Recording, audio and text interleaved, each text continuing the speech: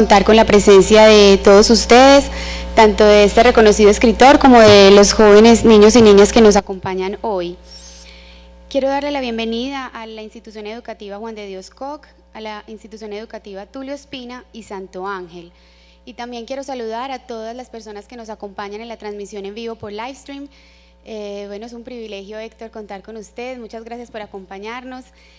Quiero contarle que la Red de Escritores cumple este año 10 años de existencia. Es un programa educativo-cultural que desarrollan la Alcaldía de Medellín y la Universidad de Antioquia bajo la dirección académica del Grupo de Investigación Didáctica y Nuevas Tecnologías de la Facultad de Educación. Durante estos 10 años, la red se ha dedicado a potenciar el aprendizaje, la sensibilidad literaria y la capacidad de comunicación oral y escrita en los niños y jóvenes de la ciudad. Durante estos 10 años han participado en el programa aproximadamente 24.000 niños de los grados segundo a 11 de las instituciones públicas de la ciudad. Los padres de familia de estos niños y jóvenes han recibido también acompañamiento para potenciar el desarrollo de las 4 habilidades básicas comunicativas: hablar, leer, escuchar y escribir. Asimismo, alrededor de 1.500 docentes de la ciudad se han formado en didáctica de la lengua y la literatura y han logrado enriquecer su acción pedagógica utilizando medios impresos y digitales. Este conversatorio entonces lo hacemos en la celebración, en el marco de la celebración de los 10 años. Quiero que le demos un fuerte aplauso a nuestro escritor.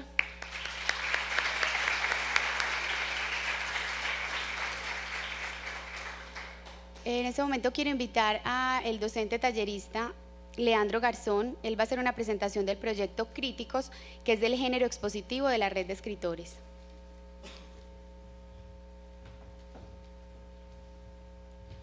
Bueno, buenos días Héctor. Pues me corresponde, digamos, contarle a Héctor qué es lo que hemos hecho nosotros durante este semestre. A ver, dentro de los 3 géneros que trabaja la Red de Escritores, nosotros trabajamos escritura de textos narrativos, escritura de textos poéticos y escritura de textos expositivos. Nosotros nos dedicamos a la última tipología. Ahora, el último año más o menos estamos tratando de vincular la escritura de los textos expositivos a el trabajo con la argumentación o con la investigación.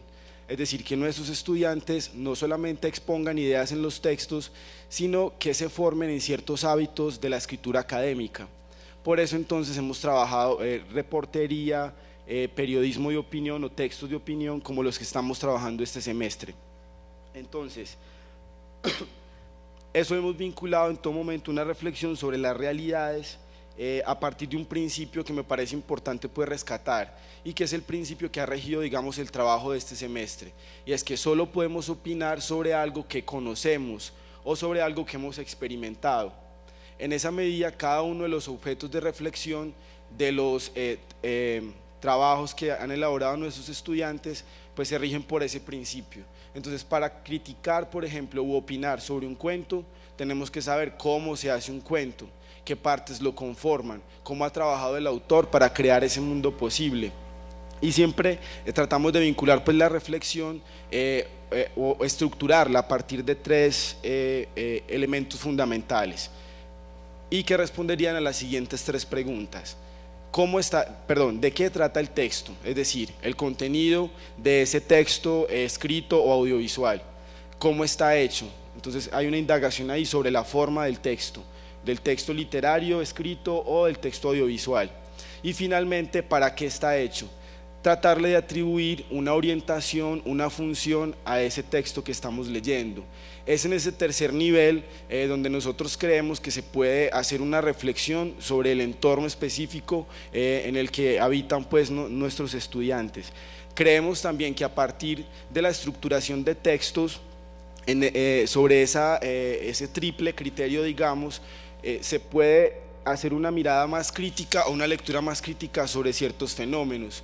Es decir, mirar su contenido, su forma y también su sentido. Entonces, ¿qué hemos hecho en el semestre? Los estudiantes han hecho comentarios críticos, por ejemplo, sobre fábulas de Augusto Monterroso, o también sobre videoclips de canciones muy reconocidas, pero también han abordado ciertas columnas de opinión a la manera de textos referentes que les pueden servir a ellos de ejemplo, digamos, de cómo podría ejercer la crítica incluso en el ámbito escolar. Entonces ese es nuestro trabajo y hay un recurso importante allí que tiene que ver con a dónde van a parar esos trabajos. Entonces tenemos una revista que se llama la revista Alejandría, la revista de los textos perdidos. Es una revista que circula pues en un ambiente digital, está compuesta por unas secciones, una editorial pues para cada número, una sección por ejemplo para nuestros lectores. Entonces aquí van a parar muchos de los textos que producen nuestros estudiantes. Es todo entonces lo que tengo para decir. Bienvenido Héctor y muchas gracias.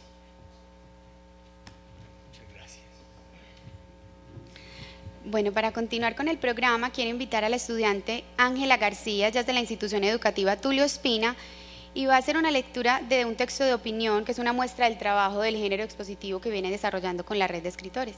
Ven, por favor, Ángela.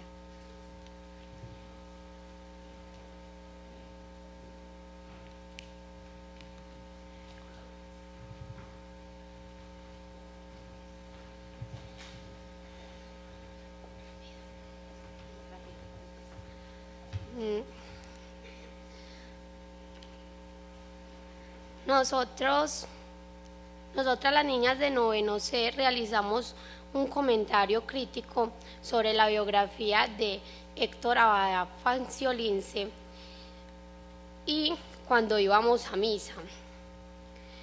Las integrantes son Natalia Jaramillo, Juliana Rondal, Geraldina Acevedo y mi persona, Ángela Caterine García. Héctor Abad Fanciolince es un escritor y periodista que nació en la ciudad de Medellín. Ha hecho muchos estudios con medicina, filosofía y periodismo. Algunos los ha terminado, otros no. Obtuvo un título en la carrera de lenguas y literatura modernas en la Universidad de Turín. En Italia, uno de los aspectos que más llamó la atención de la vida del escritor son sus viajes por diferentes lugares del mundo, como Sao Paulo, Berlín y Verona, el Caín, Beijing y Boston, aunque siempre regresa a la ciudad natal. En sus entrevistas, Héctor Abad, a nuestro modo de ver, contesta adecuadamente las preguntas que se le hacen. Logra expresarse con fuerza, especialmente cuando se refiere a gobernantes o exgobernantes, utilizando la expresiones como ojalá no vuelvan los perros populistas y corruptos que la gobernaban antes, refiriéndose especialmente a la ciudad de Medellín. Vaya uno a saber cuáles son las respuestas que recibe luego, pues últimamente se ha vuelto habitual leer airadas columnas críticas sus textos. Nos preguntamos también cómo asumen dichos comentarios aquellos gobernantes corruptos que se sienten aludidos en la ciudad en que han llegado nuevas generaciones a las administraciones públicas que aparentemente han mejorado la condición de la vida de muchos. Desde nuestro punto de vista, Héctor Abad escribe de una forma retadora y problemática. Al leer, por ejemplo, su texto Todos íbamos a misa, encontramos que inicia hablando de su vida íntima en cuanto a la relación que sostenía con sus padres y hermanas y de cómo su familia utilizaba una gramática particular al referirse al grupo de sus hijos. Luego habla de su encuentro con una nueva gramática, la social, en la que lo masculino cubre los diferentes géneros, y todo esto con el propósito de hacer una crítica abierta al lenguaje incluyente, que defiende grupos feministas, siendo la escritura escritora Florence Thomas, la más iniciativa con el asunto. En este texto nos generó algunas inquietudes y debates internos en el grupo de estudio. Se puede recurrir a la experiencia personales, cómo hacer críticas, cómo convertir lo cotidiano en lo tema de discusión y argumentación, y cómo hallar un equilibrio entre lo vivido y la argumentación para caer en lo anecdótico. Con estas dudas le damos la bienvenida al señor Héctor Abad.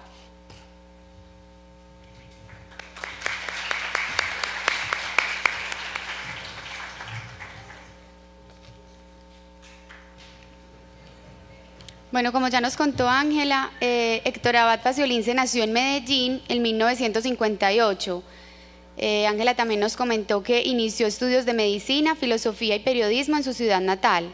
Estudió lenguas y literatura moderna en la Universidad de Turín. Se desempeñó como columnista en la revista Semana hasta abril de 2008 y a partir de mayo de este mismo año se reintegró al diario El Espectador como columnista y asesor editorial. Héctor Abad ha recibido distintos premios en su obra literaria, dentro de la que cabe destacar títulos como Asuntos de un Hidalgo disoluto, Tratado de culinaria para mujeres tristes, Fragmentos de amor furtivo, Basura, Angosta, El olvido que seremos y Traiciones de la memoria. Sobre su labor como columnista de opinión, Héctor Abad Faciolince empieza a escribir en periódicos y revistas desde el colegio, como lo están haciendo muchos de ustedes.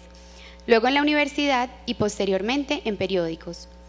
En estos textos, el autor trata temas controversiales como la globalización, la religión, la corrupción, pero también trata temas de la vida cotidiana, que a veces pasan desapercibidos.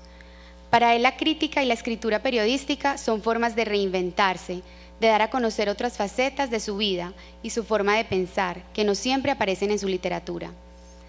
El periodismo y la escritura de opinión constituyen en este sentido el punto de contacto con otras realidades, la posibilidad de cuestionar a la sociedad y proponerle otros caminos para pensarse.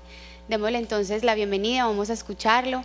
Héctor Abad, estos jóvenes ya como escuchaste han estudiado tus obras y cuéntanos un poquito de tu experiencia, ¿qué tienes para decirle a estos jóvenes?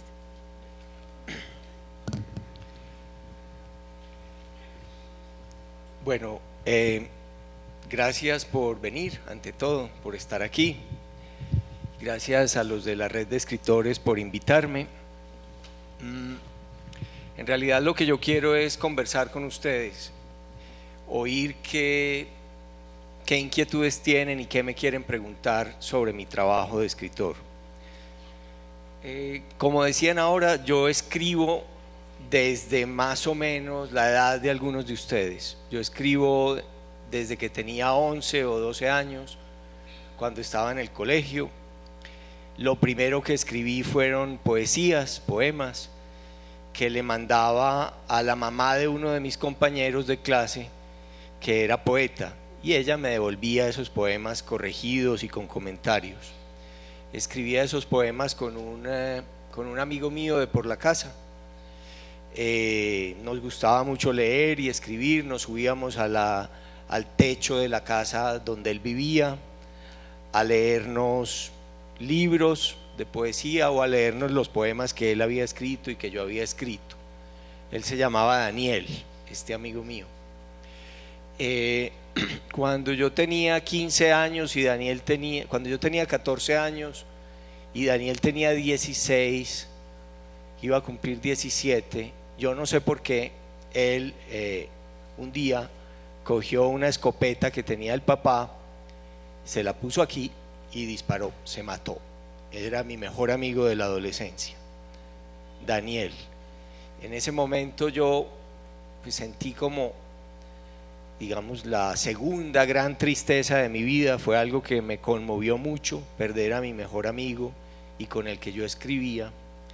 Y en ese momento yo dejé de escribir poesía durante muchos años, como si escribir poesía fuera una cosa peligrosa, como si escribir poesía lo pusiera a uno en riesgo de de quererse matar.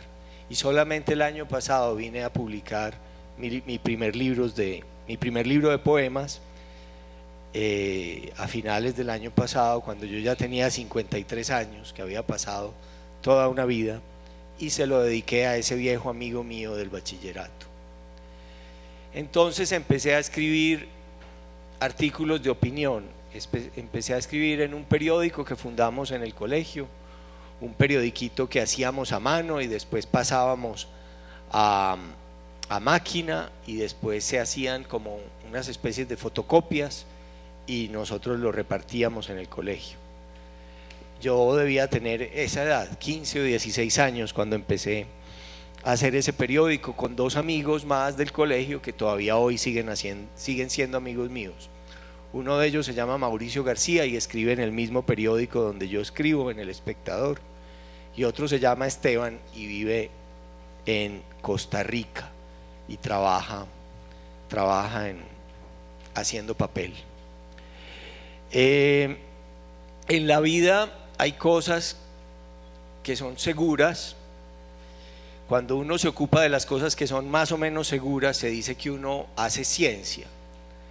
Entonces las cosas seguras, por ejemplo, son las matemáticas. Si yo digo cuánto es 4 más 4 y digo que es 8, eso no está sujeto a mucha opinión, eso es así.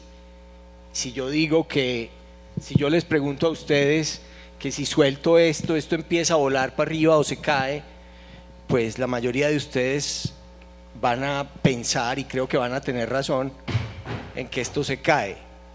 Eso es lo que no es opinable. No hay mucho que escribir sobre lo que no es opinable, aunque las cosas de la ciencia, las cosas que son seguras, son las que hay que verificar con más cuidado.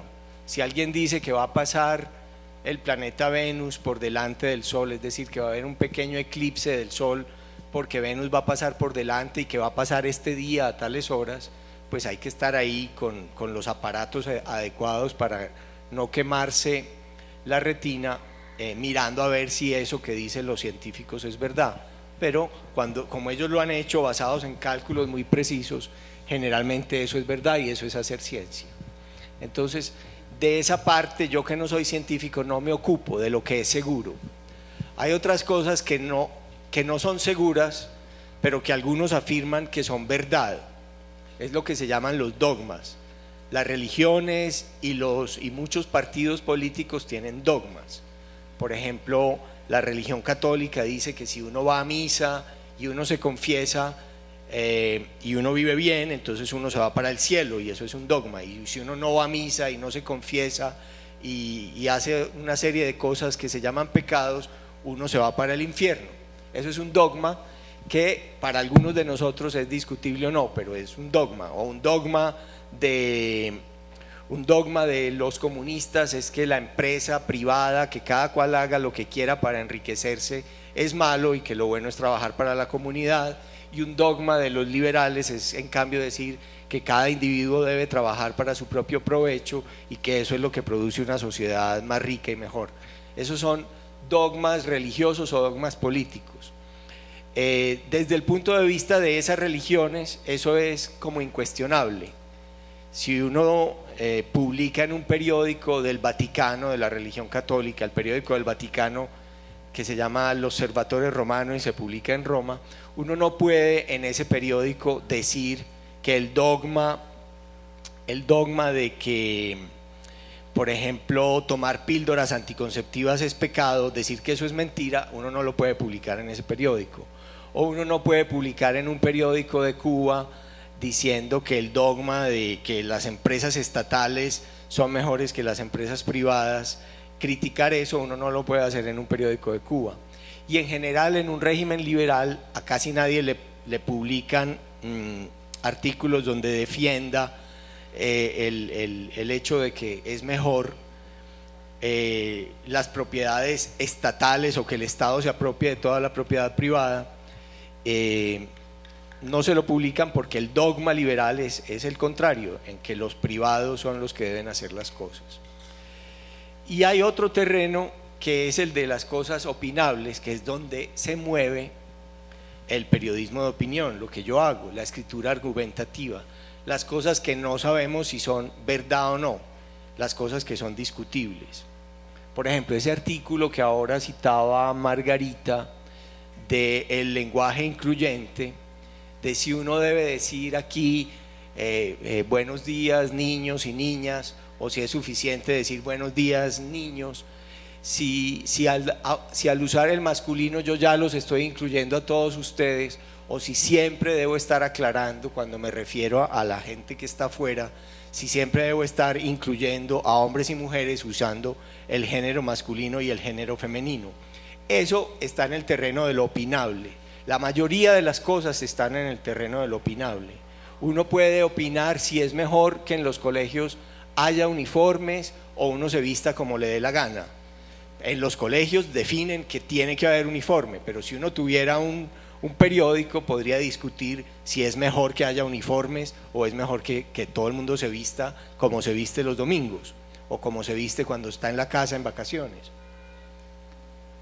Y hay argumentos a favor y hay argumentos en contra. Por ejemplo, a favor del uniforme pueden decir que se ve todo más ordenado, que a la gente no la discriminan por cómo se viste, que no le dicen qué es lo que está de moda y qué es lo que no está de moda, y entonces sufren unos porque eso está de moda y no lo pueden comprar, y otros sí lo pueden comprar, y eso crea debates. Otros pueden estar a favor porque dicen que de todas maneras en el uniforme también se nota cuál uniforme está más nuevo, cuál está más viejo, quién puede cambiar de uniforme más a menudo y quién no, y que entonces de todas maneras también hay discriminación. En esos terrenos de lo que es opinable es donde se mueve el oficio que yo hago.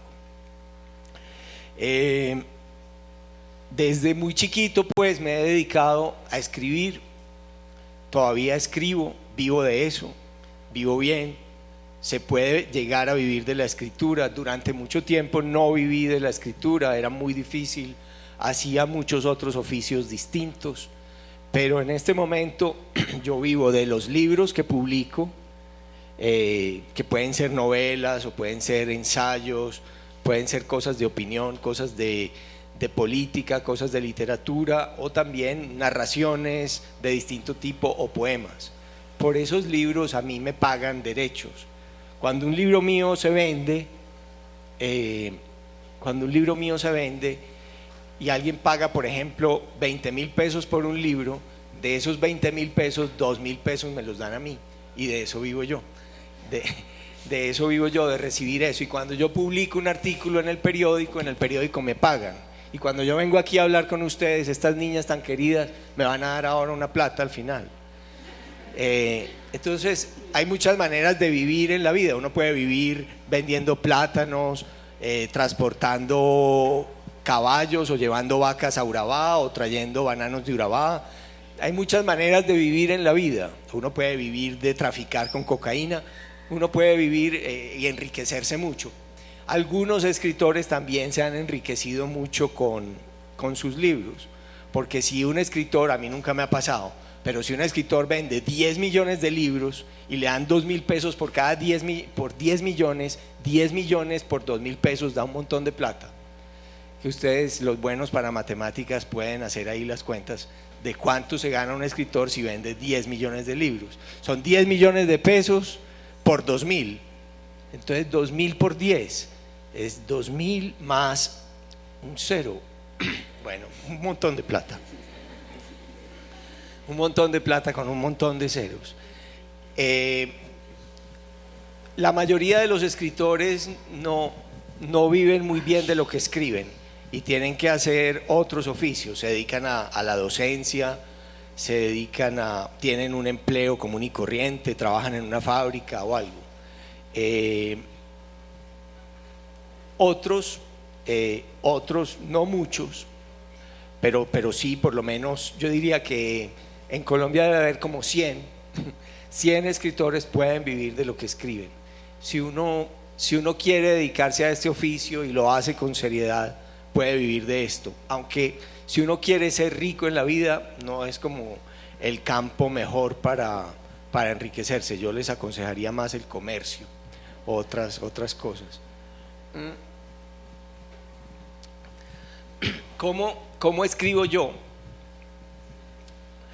Es muy distinto escribir un poema a escribir un artículo, a escribir una novela o un cuento. Todo tiene como una disposición distinta. En general yo tengo en el bolsillo unas libreticas y tomo notas todo el tiempo.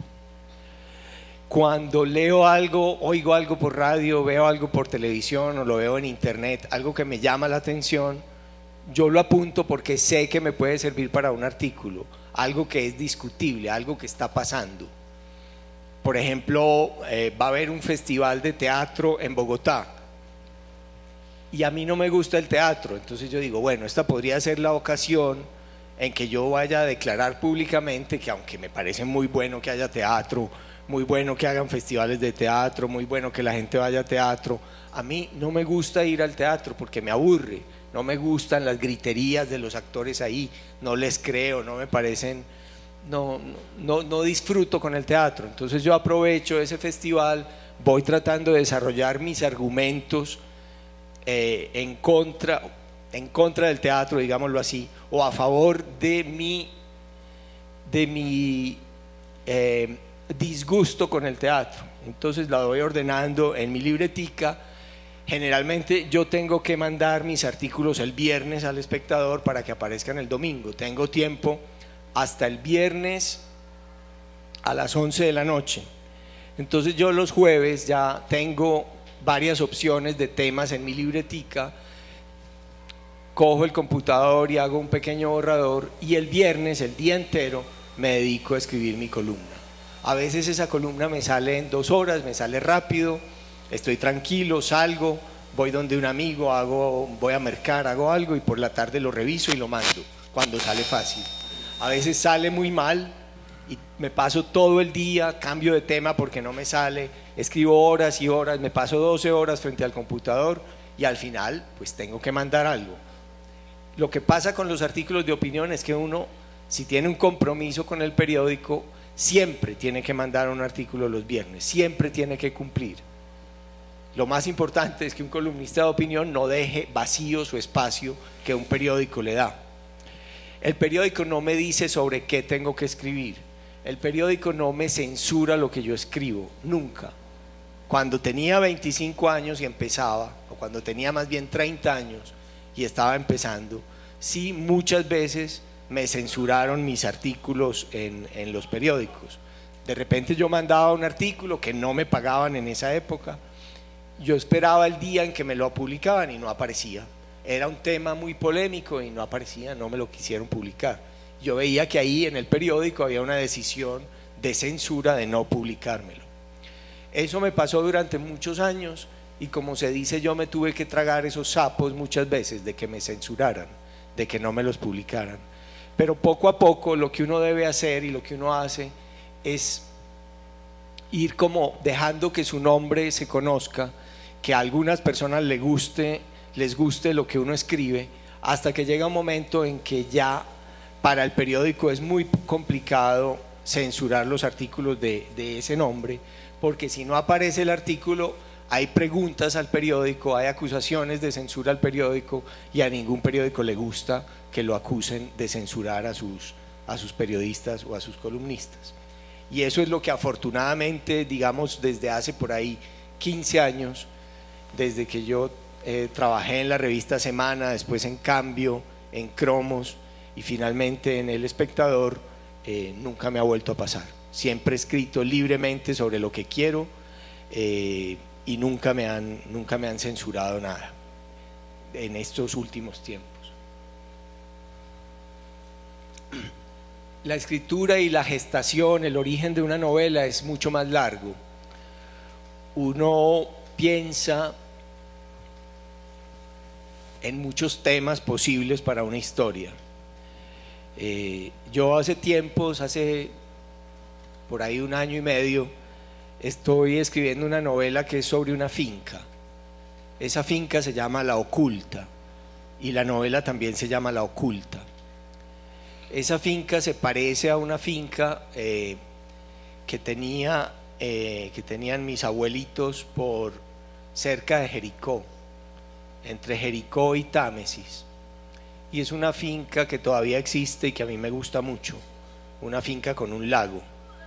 Y yo estoy tratando de escribir una novela sobre esa finca, en la que el protagonista de la novela sea una finca. ¿Cómo es esa finca? ¿Cómo una familia ha sido dueña de esa finca y la ha podido conservar durante mucho tiempo? He escrito novelas sobre una ciudad imaginaria que se parece a Medellín, una novela que se llama Angosta. Las novelas en general se escriben en años de pensar en ellas, de tratar de desarrollar los personajes, de encontrar como una voz, un tono, un estilo.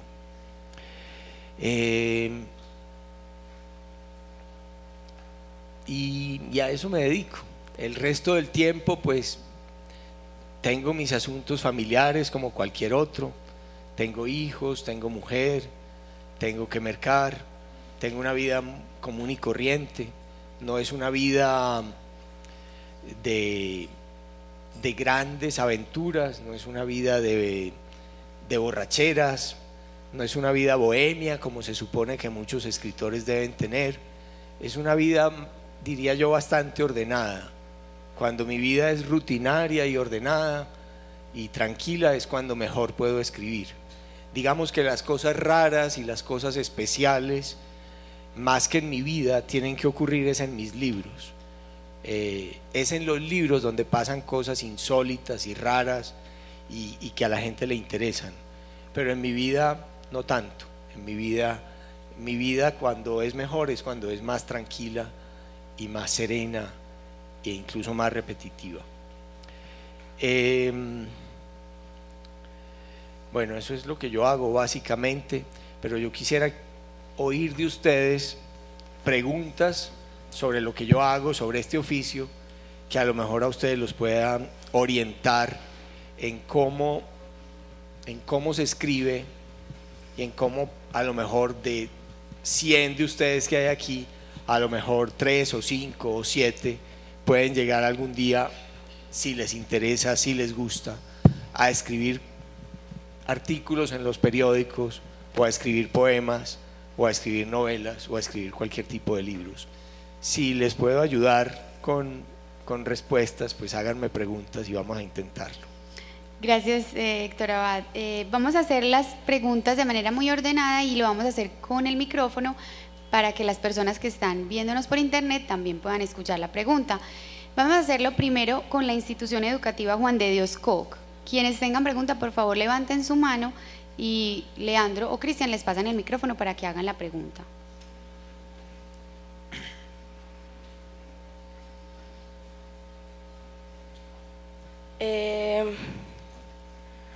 Hola. Hola. Yo quiero saber a usted qué lo motiva a escribir. ¿Qué me motiva a escribir?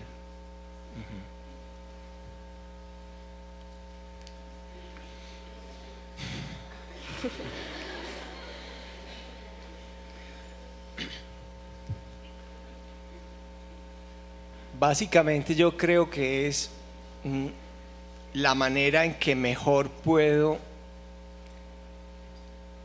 decir lo que pienso. El pensamiento está dentro del cerebro. Uno piensa cosas y hablando uno puede decir lo que está pensando. Uno puede decir lo que está pensando con un gesto o lo que está sintiendo. Si yo tengo rabia, yo podría dar un golpe aquí y de alguna manera se entiende que tengo rabia. O se entiende que quiero despertarlos o algo. Pero la mejor manera que yo he encontrado en mi vida para expresar lo que pienso, lo que siento por dentro, lo que tengo por dentro, las opiniones que tengo, no es hablando, ni dando puños, ni pegando tiros, ni corriendo, sino cogiendo un papel, una libreta y pasando eso cuidadosamente. Es la manera más eficiente que he encontrado en mi vida para lograr que los otros me presten atención. Es más difícil que me presten atención cuando estoy hablando o cuando estoy corriendo o cuando estoy gritando. En cambio, he desarrollado un arma, que es el arma de las palabras. La he pulido desde que estoy chiquito como ustedes. La he ido puliendo, he aprendido a organizar las frases y los argumentos, a ponerlos en párrafos. Y esa es la manera más, es como un pequeño tesorito que yo tengo, como una pequeña mina que me produce. Uno en una mina busca, no sé, una pepita de oro o una pequeña, un diamantico mínimo, o así sea una piedra de carbón de piedra, pero de eso vive y de eso vivo yo, de esas cositas que logro hacer despacio, callado, en silencio en mi casa. Entonces me motiva la posibilidad de ser yo mismo de la manera más eficiente. Gracias. Vamos para la segunda pregunta. Recuerden que él no solo le responde a la persona que hace la pregunta, sino a todos nosotros. Entonces vamos a poner bastante atención para no repetir las mismas preguntas. ¿Listo? Adelante. Buenas, señor Faciolince. Buenas. Yo me llamo Alejandro. Y yo le quiero preguntar a usted quién le ayuda a cumplir su sueño de ser escritor.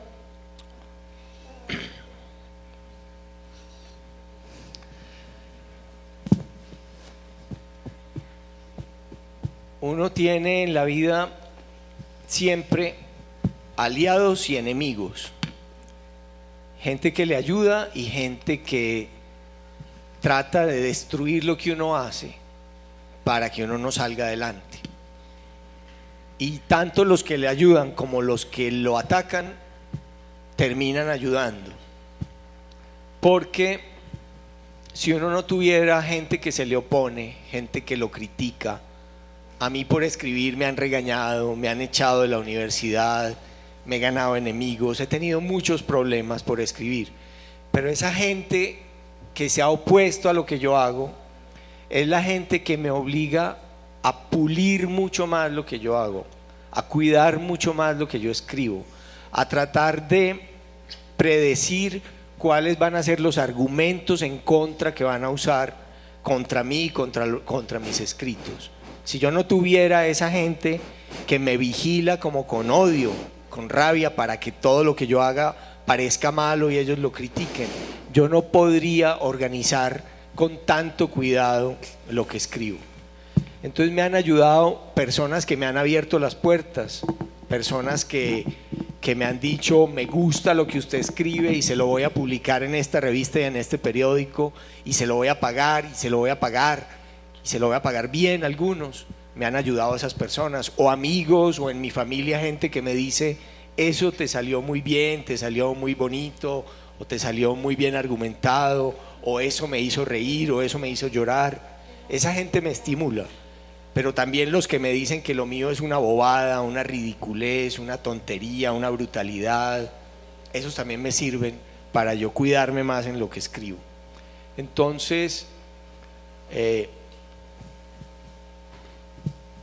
yo no quiero citar los nombres, pero sí hay mucha gente que al estar a favor y en contra de mí me ha ayudado a que yo siga haciendo lo que hago. Y otra cosa, vea, yo tengo aquí una amiguita que le da pena preguntar. Bueno, pero a vos usted ve que no te da pena de nada, entonces hacelo por ella. Entonces ella pregunta: ¿qué le inspiró para escribir El elogio de las mujeres bravas? Pues una mujer brava que vivía conmigo. Bueno, muchas gracias. Me inspiró mi segunda esposa, una mujer furiosa. En realidad nunca me he casado, pero casarse para mí es vivir en la misma casa. He vivido en la misma casa con una mujer 2 veces. Bueno, vamos. Cada vez 11 años. Qué pena. Bastante. Vamos con la institución educativa Tulio Espina.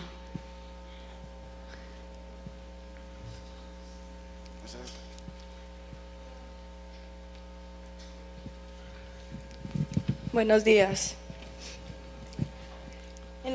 En la columna del 18 de marzo de este año, usted relata que creció entre mujeres y era tratado como tal, pero sin embargo tenía muy claro que no lo era. Entonces, ¿por qué en la columna del 23 de febrero de 2003, Elogio a la Mujer Brava, se considera uno de los hombres machistas de numeroso porcentaje?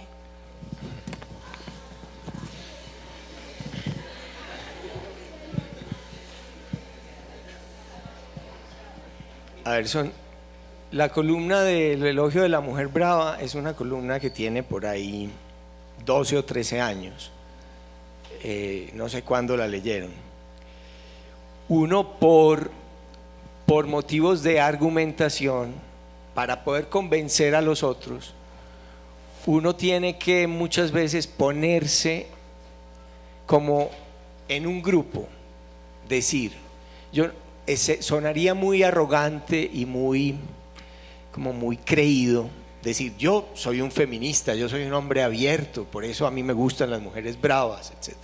Eso no es verdad, y no funciona para la argumentación. Para la argumentación es mucho mejor decir, yo soy un machista como la mayoría y como cualquier otro, pero soy un machista que al menos me cuestiono mi papel de machista en esta sociedad y en este momento.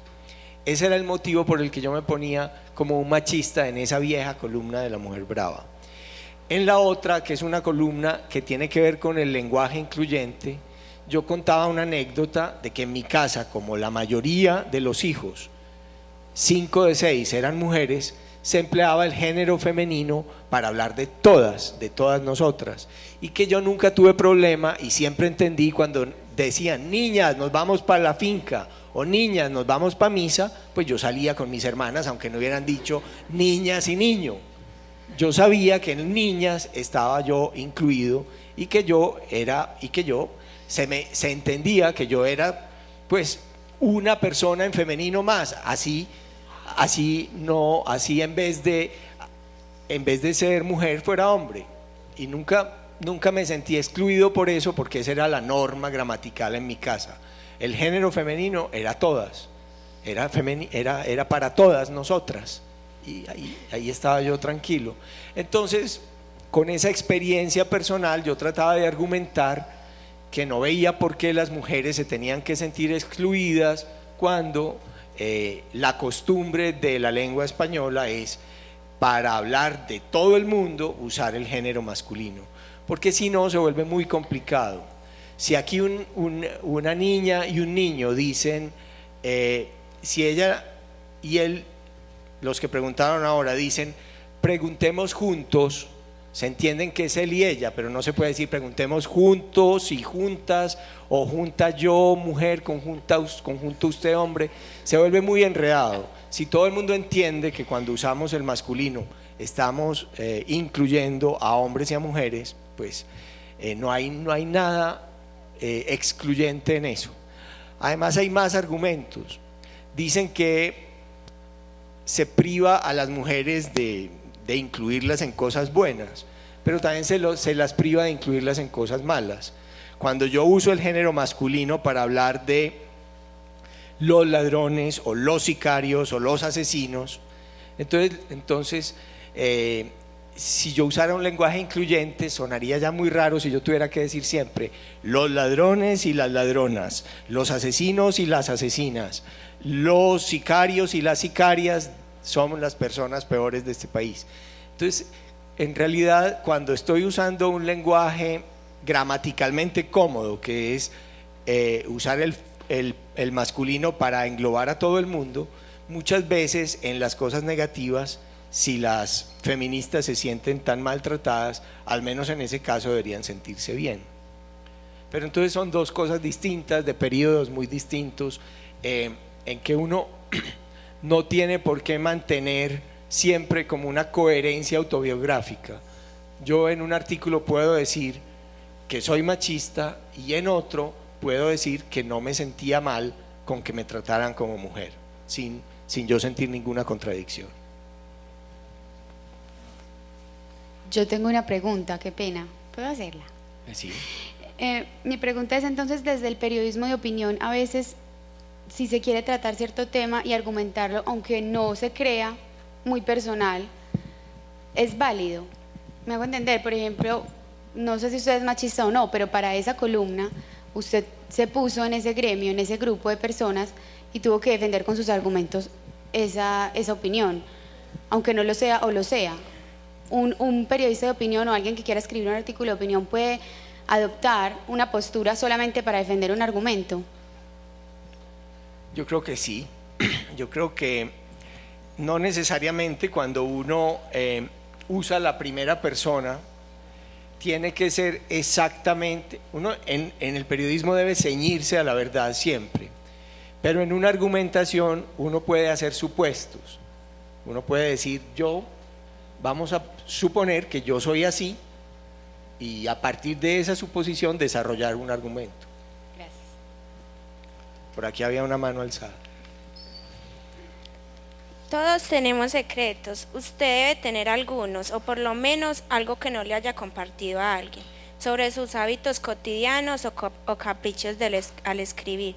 Por ejemplo, ¿qué tal si nos cuenta algo que nadie conozca?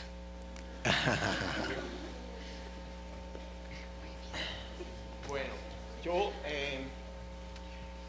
yo soy bastante impúdico, no tengo tantos secretos porque no me parece que la vida privada sea tan importante, protegerla. A mí no tengo, le voy a regalar este libro donde están la mayoría de mis secretos para que usted los conozca.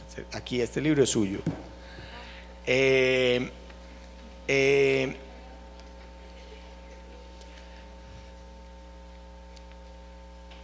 Hay cosas que no me interesa, pues, ¿para qué va a contar uno en qué circunstancias o cómo escribe? Pero si tiene alguna curiosidad, pues no tengo problema en decirle que, por ejemplo, yo en mi vida normal por las mañanas me levanto y no hago lo que hacían siempre mi papá, mi mamá, mis hermanas y lo que hice yo toda la vida hasta que empecé a vivir solo, que era bañarme muy bien, enjabonarme muy bien, lavarme el pelo, vestirme, todo lo que hacemos en general para irnos para el trabajo, para el colegio. Yo me quedo en la casa casi siempre en calzoncillos y en calzoncillos voy y trabajo toda la mañana, sin bañarme, sin cambiarme, no hay nadie en la casa, trabajo solo, así, en calzoncillos, me parece una manera cómoda de trabajar. Y como que, sí, ese es un secreto que tengo. A veces incluso se me olvida ponerme los calzoncillos.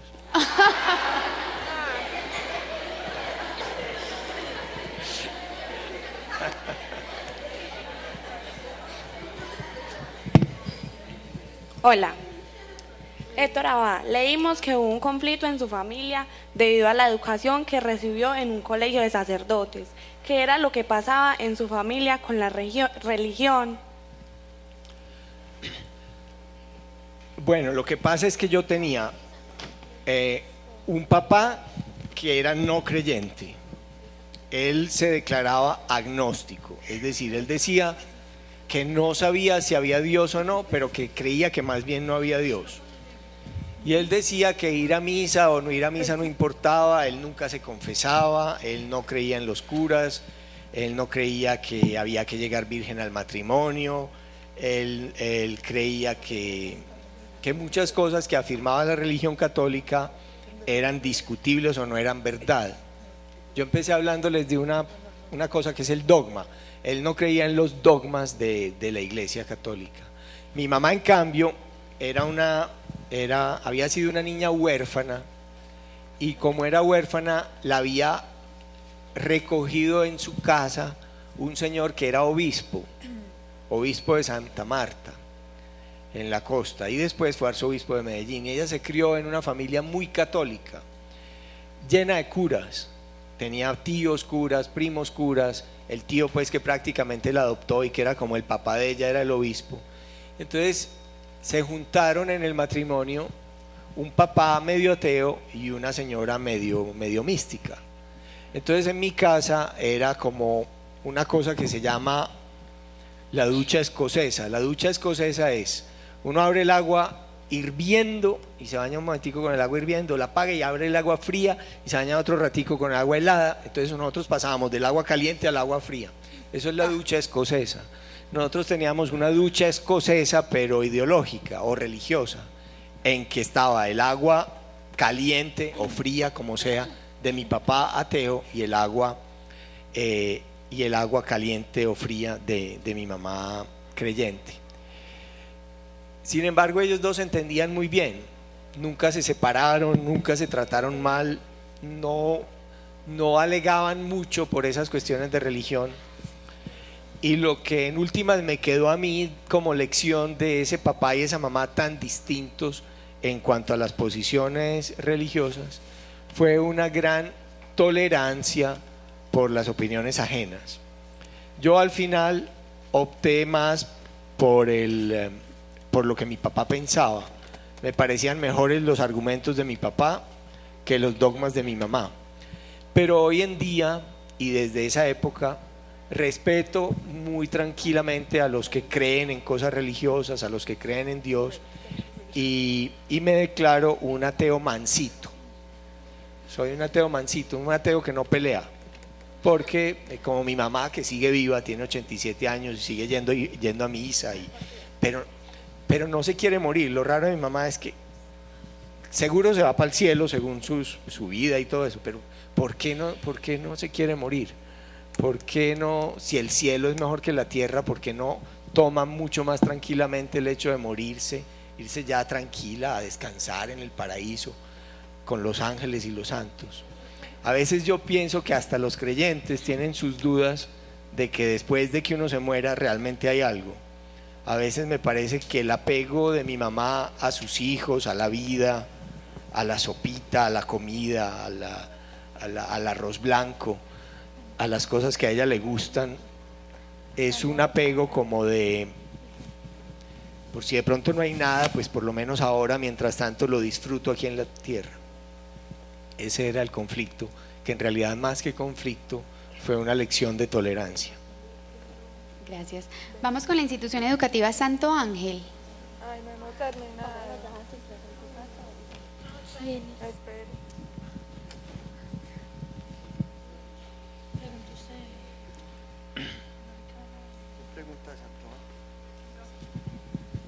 Pues Héctor, ¿Dónde?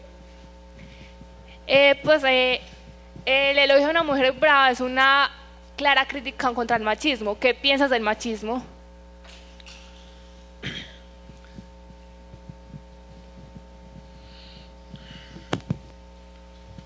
Yo creo que hay una cosa, creo que los hombres y las mujeres somos biológicamente distintos. ¿Qué quiere decir eso de biológicamente distintos? Quiere decir que tenemos como unas cualidades y unas maneras de desarrollarnos en la vida y de pensar y de sentir que no son iguales. Por ejemplo, las mujeres son más hábiles en promedio y en general, más hábiles que los hombres para hablar y para expresarse. En general las mujeres hablan antes que los hombres y mejor. Uno de los motivos por los que yo escribo es también porque mis hermanas hablaban mucho mejor que yo, y yo cuando iba a hablar ya ellas me habían ganado cualquier discusión, mientras que si lo hacía escribiendo despacio podía por lo menos meter la cucharada. Yo creo que en promedio, y eso cualquiera lo puede constatar, los hombres son en promedio más altos y tienen más músculos que las mujeres. Por eso en las competencias olímpicas o en los deportes de equipo o individuales no compiten hombres contra mujeres, porque hay una desventaja biológica. Naturalmente, la persona más fuerte de este grupo podría ser una mujer, o la persona más alta de Colombia podría ser una mujer, pero en general, en promedio, los hombres son más altos y tienen más masa muscular que las mujeres. Eso crea una diferencia de dominio de la que hay que protegerse. No es lo mismo que un hombre le pegue a una mujer a que una mujer le pegue a un hombre. Es lo mismo en un sentido moral, o en un sentido ético, estricto, es mal hecho de las dos partes. Pero mientras que una mujer le pega a un hombre una cachetada y eso es casi una caricia, si un hombre le pega a una mujer un puñetazo, eso es realmente un atentado y puede haber una lesión y hace daño. Entonces eso ha hecho que culturalmente se imponga cierta prepotencia de parte de los hombres, digamos desde el mundo más antiguo y primitivo, en que como ellos son los más grandes y los más fuertes, entonces son los que mandan, porque si no, pues te casco, y si no obedeces te casco. Esa imposición tradicional de aprovecharse de una condición biológica, de ser más fuertes que las mujeres, ha generado en la historia del mundo una tremenda injusticia contra la mujer, de dominación de parte de los machos. Eso se ha revertido básicamente en el último siglo y medio. Esas cosas antes eran así y las mujeres no mandaban en la casa, el jefe del hogar era el macho, las mujeres no llegaban al gobierno, solamente los hombres podían votar. En general, salvo excepciones, el promedio era que el mundo era un mundo dominado por los hombres, por los machos. Y yo creo que esa dominación tiene un origen así, biológico, un origen en la pura fuerza bruta. Afortunadamente muchas mujeres y muchos hombres conscientes en los últimos siglos han descubierto y han luchado por una igualdad entre hombres y mujeres, porque hay una igualdad intelectual. Los hombres no son más inteligentes que las mujeres, ni las mujeres que los hombres. Puede haber facetas en que seamos distintos. En general los hombres, en promedio, son más orientados que las mujeres. Las mujeres tienen cierta dificultad en distinguir derecha e izquierda, muchas veces se tienen que tocar el reloj o ver con cuál mano se dan la bendición, en promedio. ¿Por qué? Probablemente por un origen muy antiguo de que los hombres salían a cazar lejos y tenían que orientarse muy bien y volver al sitio donde vivía toda la familia o toda la tribu. En cambio las mujeres se quedaban más en el hogar o cerca de ahí cuidando niños, recolectando plantas, cultivando. Entonces no tenían que tener tan desarrollado ese sentido de la orientación. Los hombres que no sabían orientarse se murieron y no dejaron descendientes. Las mujeres que no sabían orientarse se quedaron ahí y no tuvieron problemas. Entonces por eso probablemente los hombres desarrollaron pues mayor sentido de orientación y también una capacidad muscular y de resistencia física mayor, por orígenes puramente de evolución a lo largo de miles y miles de años y miles de siglos. Sobre esas bases biológicas de nuestras diferencias de hombres y mujeres, hay que imponer ya racionalmente y con mucho cuidado leyes, normas de comportamiento que eviten el machismo, que lo persigan y que lo denuncien y que no permitan que esa superioridad física de los hombres se convierta en dominio contra las mujeres.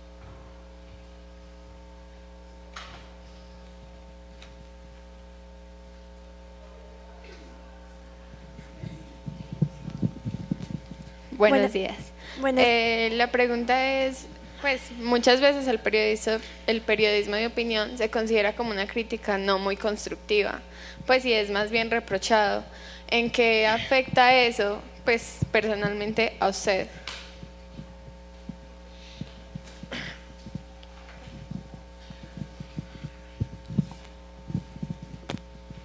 Se supone que la crítica constructiva es cuando uno tiene una parte en que destruye algo, dice que está mal, y entonces lo constructivo es que propone algo en cambio.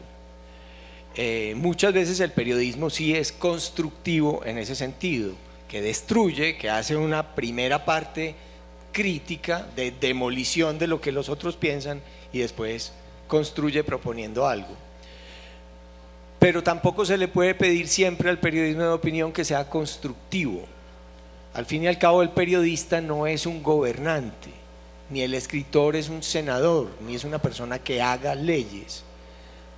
Muchas veces es suficiente que uno señale que algo está mal y no tiene por qué indicar, porque no lo sabe, cuál es la manera de solucionarlo. Los que deben hacer lo constructivo, las leyes, por ejemplo, para implementar algo que está mal, son otros. El periodismo tiene una labor de ser testigo y una labor de denuncia, más que una labor de gobierno. El gobierno está en otras manos. Buenos días. Mi pregunta es, después de yo ya tener la inspiración, bueno, ¿cuál es el paso a seguir? ¿Después de qué? Después de tener la inspiración, ¿cuál es el paso a seguir? Sí, muchas veces ni siquiera lo primero es la inspiración. Básicamente hay que trabajar mucho, hay que corregir mucho, hay que pasar muchas horas sentado o muchas horas de pie frente a la pantalla del computador o frente al cuaderno o frente a las hojas en blanco. Muy rara vez las cosas salen bien de una. En general la primera cosa que a uno se le ocurre es bastante mala. El trabajo de escritura se desarrolla en la revisión, en la corrección. Un sistema muchas veces bueno para lograr escribir algo es hacerlo primero muy rápidamente, todo lo que a uno se le ocurra, sin autocriticarse, sin pensar que está saliendo mal o feo o tonto o ridículo. Hacerlo rápido, dejar pasar un tiempo y luego volver sobre algo que por lo menos ya está escrito y a partir de ahí ir quitando lo más malo, ir puliendo, ir poniendo nuevas ideas, cambiando cosas.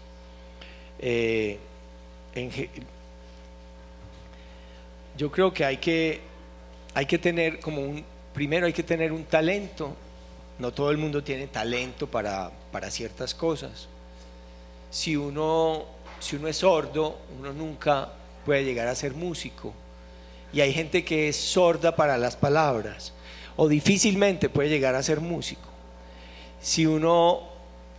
Para un ciego es mucho más difícil ser pintor que para un vidente, y hay personas que son ciegas y sordas para las palabras.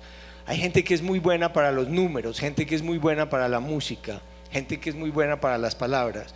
Uno tiene que oír qué es lo que sentir, qué es lo que tiene uno como talento dentro de sí y tratar de desarrollarlo. A lo mejor un sordo puede ser una persona tremendamente perceptiva con los ojos y desarrollar un gran talento para otras cosas. Estoy hablando de casos extremos.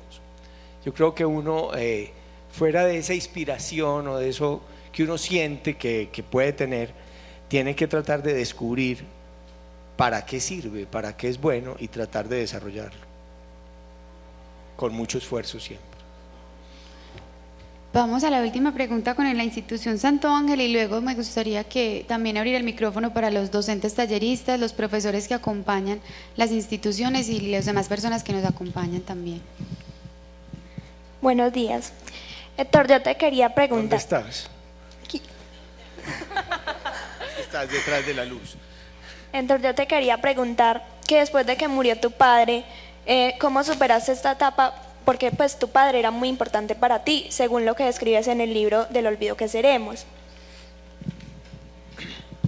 Sí, lo más grave es que no se murió, sino que lo mataron, y eso hace todo mucho más difícil de asimilar. ¿Qué pasó? Pasó que yo quedé como petrificado, mudo e inútil durante muchos años. Pasó eso, pasó que durante mucho tiempo no serví para nada, ni escribí nada, pues era como, sí, trabajaba. Me fui de Colombia, ahí fue cuando me fui para Italia a trabajar, daba clases de español, pero era como una persona medio anestesiada durante mucho tiempo, tratando de asimilar ese golpe. Esos golpes se van atenuando y uno se puede recuperar en la vida. Hay gente que se puede recuperar, hay gente que no se recupera nunca de las penas, de los problemas. Hay gente que se demora 8 días, hay gente que se demora años. Yo me demoré años.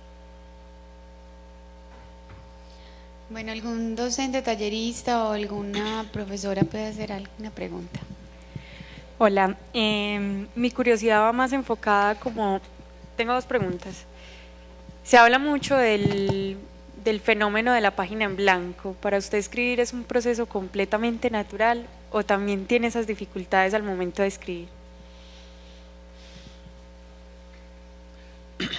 Yo he pasado por todas las etapas, por unas etapas en la vida en que me parecía muy fácil escribir, en que me salía rápido, en que lo hacía con una alegría y un gozo y decía que escribir era lo mejor de la vida, y etapas sobre todo en este último periodo de mi vida, ya de los años más maduros, en que me parece que lo que escribo no es tan bueno como lo que yo quiero que sea, y entonces como una autocrítica exacerbada, exagerada, que hace que me hace dudar y que convierte el proceso de escritura muchas veces en un sufrimiento. Yo supongo que hay etapas de la vida y tipos de personas y de escritores que hacen que esas cosas pasen. Yo he pasado, digamos, por los 2 tipos de experiencia. Bueno, y la otra va más enfocada como cuando usted escribe sus novelas, ¿todas se basan en cosas que a usted le han pasado o hay algunas que salen solo de su imaginación? Lo pregunto porque se dice que en Fragmentos de Amor Furtivo es una historia real que usted vivió. Digamos que es una mezcla de cosas que me han pasado, cosas que le han pasado a algún amigo mío, a alguna amiga mía, cosas que me cuentan. Estoy muy influido también por lo que leo, por el tono de lo que leo, por los estilos de los escritores que me gustan. Y en qué dosis varía mucho, en qué muchas veces la gente donde ve la cosa que cree que es más verdad y más autobiográfica y más que me tuvo que haber pasado a mí o a mi mujer o a mi familia, es cuando más estoy inventando o cuando más estoy tomando una historia ajena, y cuando más aparentemente algo parece ficticio, mentira y producto de la imaginación, es cuando más estoy copiando algo que me pasó a mí o a mis hermanas o a alguien de la casa.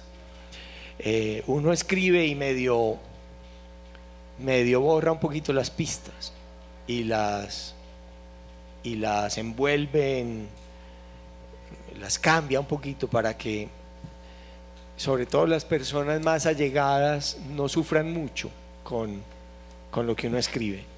Una de las dificultades que tiene un escritor de novelas es que la gente de su familia, la esposa, los hijos, la suegra, algunos amigos, encuentren cosas que los hagan sufrir o que los ofendan, que los hieran en lo que uno escribe.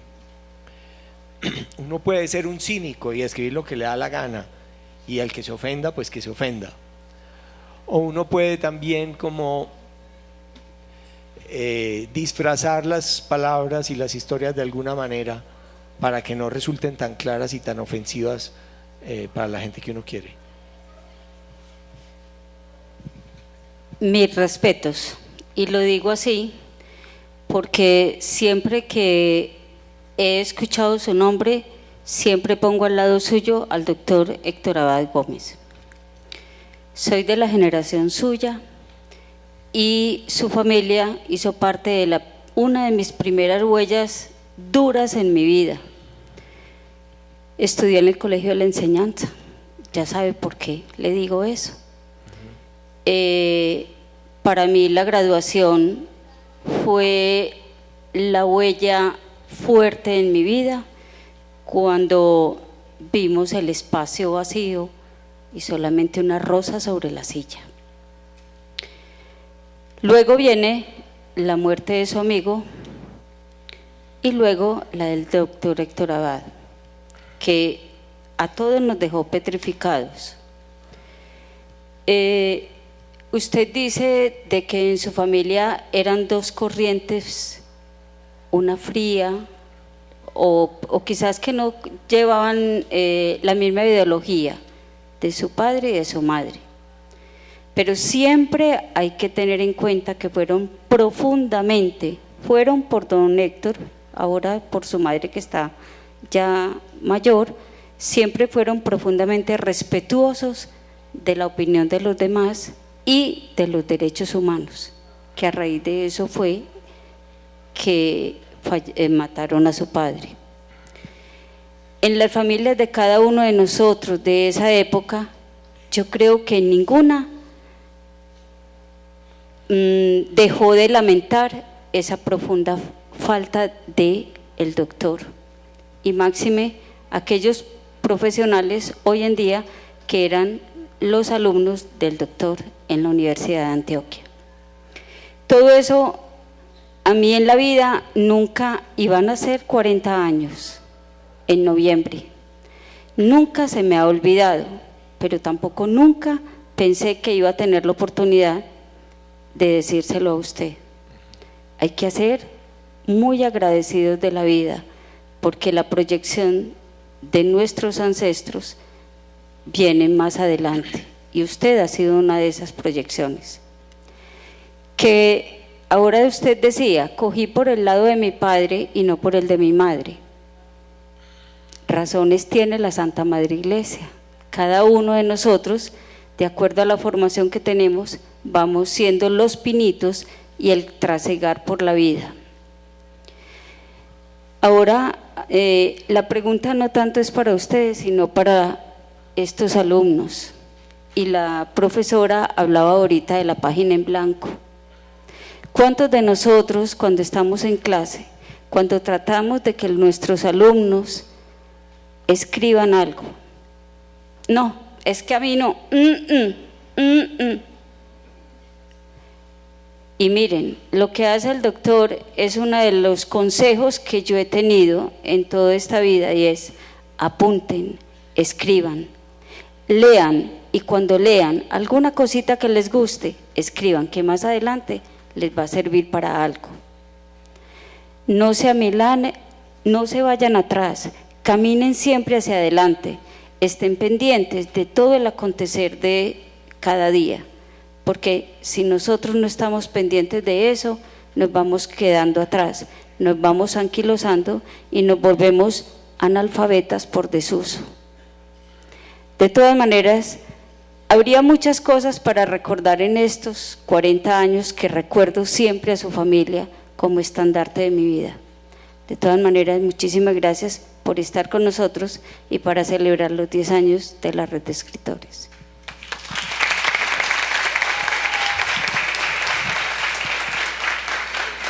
Muchas gracias, profesora. Vamos con otra inquietud que tienen allí atrás, por favor. Esto ya. Buenos días. Hasta hace pocas semanas lo conozco. Pues yo sí había escuchado mucho su nombre, pero la verdad no lo conocía. Pero hace poco tuve la oportunidad de leerme El olvido que seremos, y a partir de eso es que digo que lo conozco, porque es que en ese libro su vida entera. Entonces mi pregunta en cuanto a eso: por lo general las familias son muy impermeables, lo que pasa en la casa se queda en la casa, y las mamás muchas veces ante algo que uno hace que ella considera mal hecho le dice: en la casa arreglamos. Entonces son asuntos como muy impermeables que afuera como que no está bien que la gente de afuera se entere de lo que pasó. Pero entonces usted pone su vida, la expone, le cuenta a todo el mundo absolutamente todo con detalles, lo que me permitió conocerlo. Entonces quería saber si de pronto exponer tanto a su familia, porque no solo se expone usted, no le ha generado como inconvenientes en la casa, como que usted ¿por qué contó eso? ¿Por qué fue a decirle a todo el mundo esto otro?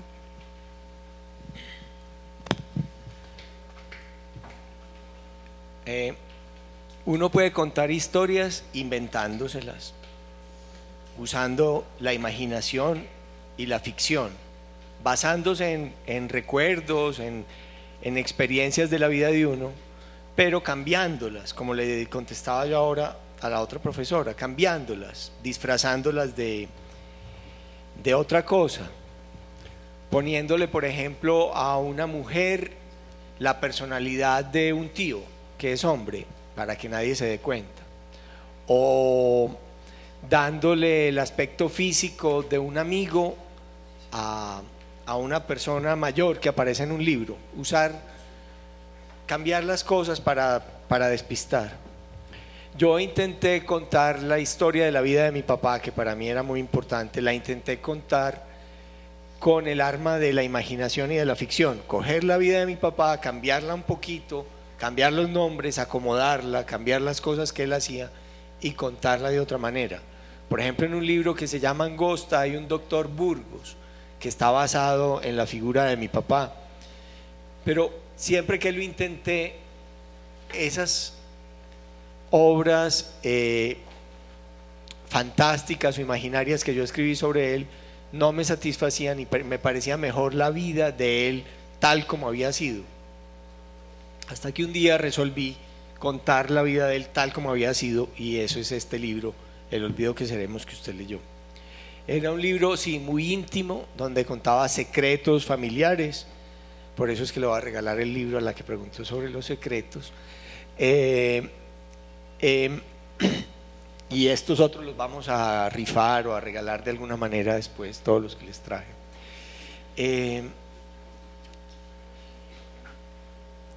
Pero básicamente lo que yo quería era que mis hijos, que nunca conocieron a su abuelo, a mi papá, conocieran a través de esta historia por qué esa figura era tan importante en la casa, por qué se hablaba siempre de él y por qué estaba como vivo, aunque estuviera muerto hacía tantos años. Quería contarles a mis hijos despacio la historia, y yo la iba a publicar siempre y cuando mi mamá y mis hermanas me autorizaran a publicarla. Entonces, cuando yo la escribí, lo primero que hice fue entregárselas a ellas, y que ellas la leyeran en un viaje que yo hice y yo no iba a estar ahí.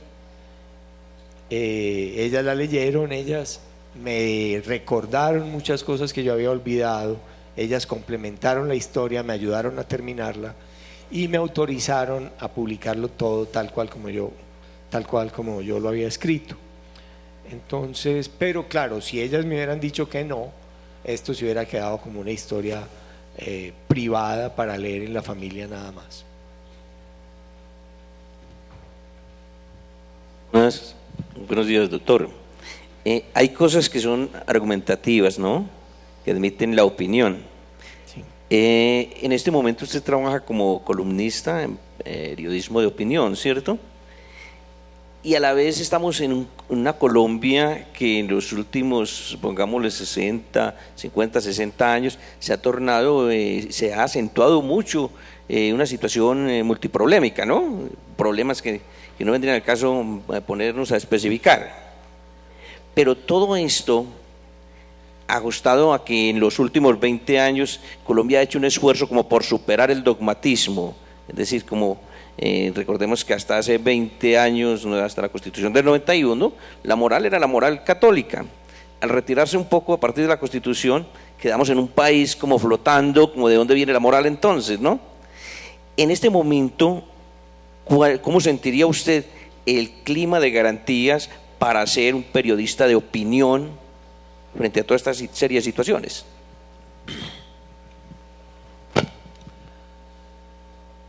Pues yo creo que sigue siendo más fácil en otros países, es decir, ser periodista de opinión en Suiza o en Canadá o en Dinamarca debe ser más fácil que serlo en Colombia. En Colombia pues todavía mucha gente recibe amenazas permanentemente por lo que hace en el periodismo o en otras facetas. Esta mañana, por ejemplo, me enteré de que el gobernador Sergio Fajardo está amenazado y que ayer iban a hacerle un atentado, querían matarlo. Este es un país todavía muy complicado, este es un país donde hay mucha gente con intereses que cuando se tocan sus intereses en el periodismo o en la política, en el gobierno, pues no dudan en acudir al arma más letal, que es en matar al antagonista. Sin embargo, yo pues he podido trabajar en tantos años que he sido periodista de opinión. Una vez tuve una amenaza que me llegó como un sufragio, ¿no? Era como un aviso de publicidad de una empresa de ataúdes y de honras fúnebres, como diciéndome, vea, esto es lo que le va a pasar a usted por escribir cierto tipo de cosas. Era una polémica que yo tenía sobre las universidades de garaje, sobre las universidades que ilusionan a la gente de que le están dando un grado universitario digno y bueno y una formación académica buena y responsable, y lo que tienen es un negocio para ganar plata con clases mediocres. Esa fue la vez que, por donde menos me imaginé yo, vino una amenaza. Yo diría que el clima ha mejorado un poco y que por lo menos los periodistas que vivimos en las grandes capitales y que escribimos para medios de comunicación grandes y conocidos, tenemos como cierto seguro de vida, porque matar a un periodista de Semana o del Tiempo o del Espectador es algo que generaría una gran conmoción nacional y probablemente habría de parte de los organismos del Estado una persecución. Ahora, hoy en día es todo muy sofisticado y llegar hasta no solo hasta los sicarios, sino hasta los que mandan a trabajar a los sicarios, es menos difícil que hace un tiempo, y yo creo que darían con ellos. Entonces a la gente le tiembla un poco la mano en este momento si uno vive en el centro para hacer ciertas cosas, pero no estamos en Suiza ni estamos en Canadá, estamos acá y bueno, lo que queremos es que el país mejore y que ese clima de tolerancia por las opiniones y por la discusión abierta de los problemas sea cada vez más amplio y que a nadie lo amenacen o lo maten por sus opiniones.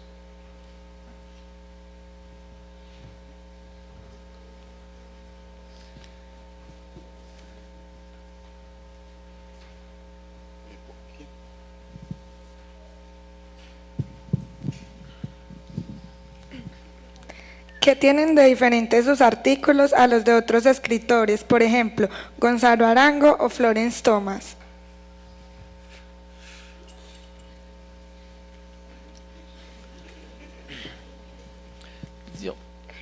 En general yo no me pongo como a compararme con los otros, como qué es lo que yo hago que Gonzalo Arango hubiera hecho distinto o no hubiera hecho, o qué es lo que hace Florence Thomas y yo hago. Naturalmente tenemos opiniones muy distintas en muchos temas y opiniones en las que coincidimos. Entonces lo más fácil es decir, pues tenemos de distinto que sobre asuntos opinables tenemos posiciones encontradas. Algo que yo trato de hacer con relación a mis colegas es no obsesionarme con un solo tema. A mí, yo tengo una atención como muy dispersa, me interesan muchos temas distintos de la vida, me interesan cuestiones científicas, me interesan cuestiones médicas, me interesan temas políticos, me interesan temas de periodismo, me interesan temas literarios. Yo trato de que cuando alguien coge El Espectador el domingo y va a abrir en la página de opinión, podría pensar, mire, este escritor probablemente va a escribir sobre la legalización de las drogas, este probablemente va a escribir sobre las cortes o sobre el problema de la justicia en Colombia, este va a escribir sobre las negritudes, este va a escribir sobre feminismo o machismo. Que no sepan sobre qué voy a escribir yo, que el artículo mío sea de alguna manera un tema que los sorprenda, que no sea algo tan predecible como muchas veces son otros columnistas. Es lo que yo aspiro. ¿Cuál ha sido el obstáculo más grande en su carrera como escritor? El obstáculo más grande en mi carrera como escritor, yo mismo. Yo creo que soy yo mismo el obstáculo más grande. Las dudas, la inercia, la pereza, la autocrítica, el facilismo. Es siempre uno mismo el mayor aliado y el mayor obstáculo. Uno lucha todos los días. Yo no tengo horario, yo no tengo jefe, yo no tengo quien me diga sobre qué debo escribir. Todo está en mis manos, todo depende de mí. Yo soy el que lo puede hacer y yo soy el mayor enemigo de que no lo haga también. Buenos días. En la ciudad de Medellín hay una historia de violencia, de secuestros, de problemas sociales y económicos.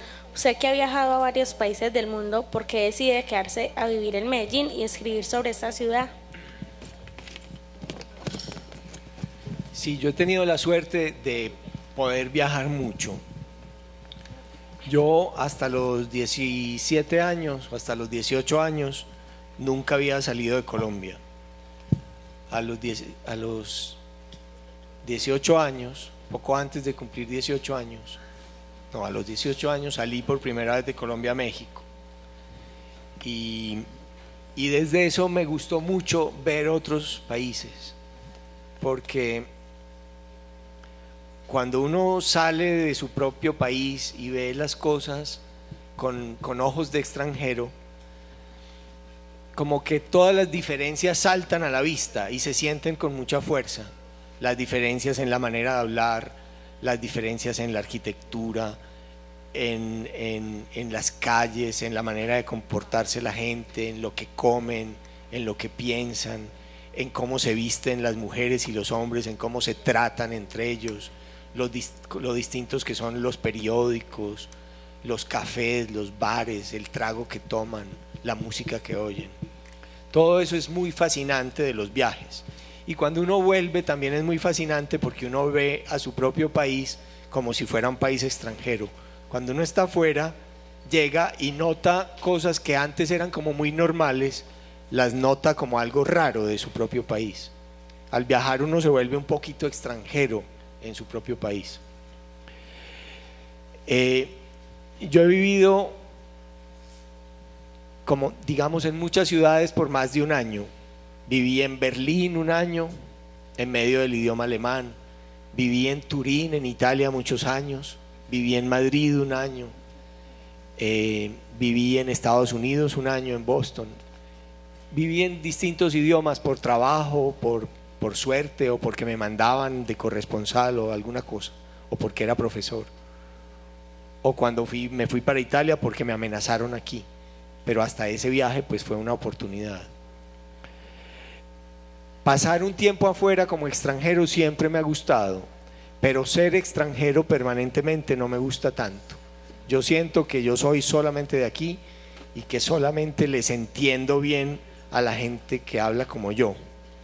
Y siento que me siento cómodo en este paisaje, en estas caras, en esta manera, en esta variedad del español que hablamos aquí en Antioquia. Por eso ni siquiera me he querido ir a vivir a Bogotá nunca. Yo creo que uno es del sitio donde pasa el bachillerato. Ahí como que se forma una cosa dura en la cabeza y uno sigue siendo de ahí hasta que se muere, y aunque viva en cualquier otra parte.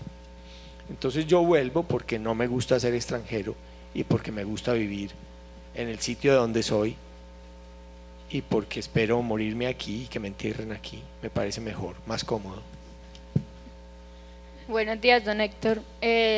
Mis compañeras y yo hicimos una pregunta, y es si su padre... ¿Dónde estás? Acá.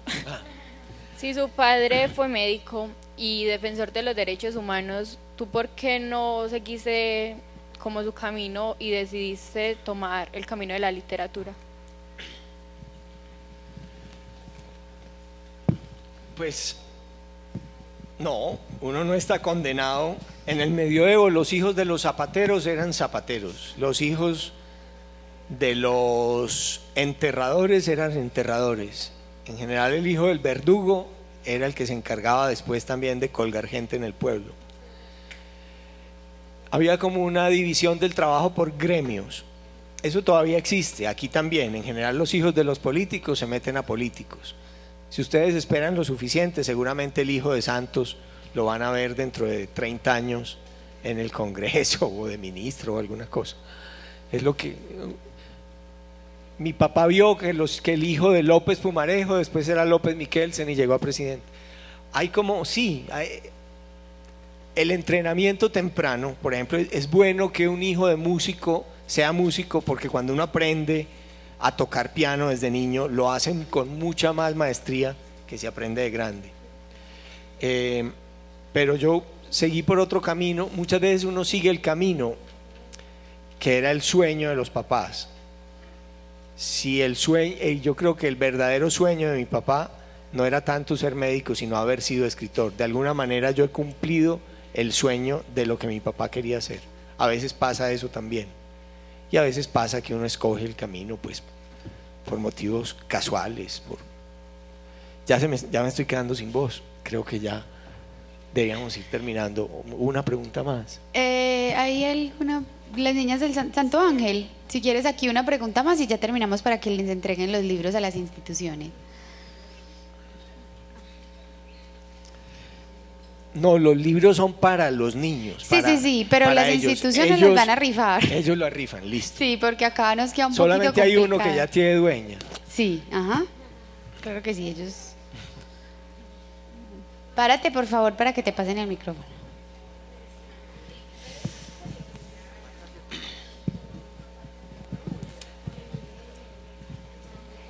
Mi pregunta es que si estuvieras con alguien y te pidiera ayuda de cómo hacer una columna o escribir un libro o algo así, ¿cuál sería tu consejo? Depende, ¿cierto? Uno es mucho más generoso con ciertas personas que con otras. Si me lo pide alguien que yo no conozco, probablemente lo que yo le diga es: yo no tengo tiempo de decirle cómo se hace una columna, yo no puedo ayudarle. Porque mucha gente, por ejemplo, me manda por correo libros, poemas, cuentos. Cuando yo, hace 15 años, yo contestaba todo, leía todo, le ayudaba a todo el que me preguntara algo de la escritura. Ya no puedo, porque a mí me llegan por ahí 50 o 60 correos diarios. Entonces, si yo me pongo a ayudarle a la gente a escribir un cuento, una columna, un poema, no hago nada de lo mío, el tiempo se me acaba. Por imposibilidad me he vuelto más egoísta. En este segundo semestre probablemente yo voy a hacer un taller de escritura creativa en una universidad. Para eso, yo digo, máximo 12 personas. Los que se quieran inscribir tienen que mandar una prueba de escritura y yo escojo a los que me parezcan mejores cuentos o mejores poemas o mejores columnas, porque veo que ahí ya hay un trabajo hecho. Todo el mundo tiene que hacer un trabajo solo. Uno no puede esperar que los otros le ayuden y le digan cómo se hacen las cosas. Para saber cómo se hacen las cosas, para saber cómo se hace una canción, lo mejor es oír canciones. Para saber cómo se hacen artículos, lo mejor es leer muchos artículos y ver cómo los escribieron los otros y empezar a hacerlos. Y si uno tiene ya algo que mostrar, que demuestre que uno ya es capaz siquiera de usar bien un párrafo, una frase, una puntuación, la ortografía, de organizar unos argumentos y unas ideas, alguien con más experiencia puede que le pare bolas. Pero si uno tiene que empezar por enseñar la ortografía y el alfabeto, pues uno lo hace solamente por un hijo o por un sobrino o por alguien que quiere mucho, porque no hay tiempo para enseñarle a todo el mundo. O si uno es maestro, pues porque se dedica a eso con sus alumnos. Muchas gracias, Héctor. Gina, Leandro y Cristian son los docentes talleristas de las tres instituciones aquí representadas del género expositivo. Ellos van a recibir los libros y ellos se los van a rifar en los salones en el próximo taller. Entonces vengan por favor, muchachos, para que reciban los libros. Le agradecemos mucho a Héctor por este regalo. Cristian, Leandro, Gina los va a reclamar todos. Tienen pena Leandro y Cristian. También quisiera que uno de estos, el que yo rayé mientras ella hablaba, sea para la que hizo la lectura inicial, Margarita. Paula. Muchas gracias. Bueno. O la niña. Sí, o niña. Yo. Ay, yo pensé que yo me puse muy feliz. No, ustedes. Pero bueno, Ángela. Bueno, y de pronto para mí no hay uno. Mentira, no, la niña se llama Ángela, ¿cierto? Bueno. Ángela García. Ah, perdón, Ángela, se me metió en la cabeza que era Margarita. No, pero la niña que leyó la crítica. Sí, la que leyó. Ángela García, sí. Ah, bueno, entonces, ¿usted es cuál? La del secreto. La del secreto. Muchas gracias, Héctor.